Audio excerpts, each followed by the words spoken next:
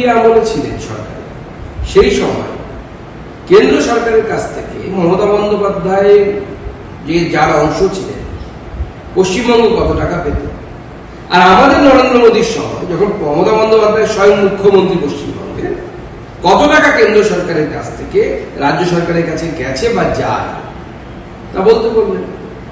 একটা জিনিস নীতি আয়োগ নতুন করে তৈরি হয়েছে, এবং যখন নীতি আয়োগ খারাপ, আগে ভালো ছিল, প্ল্যানিং কমিশন ভালো ছিল, এই ধরনের বক্তব্য এই বস্তা পচা নেতা এছাড়া কারো মুখ থেকে শুনতে পারবে।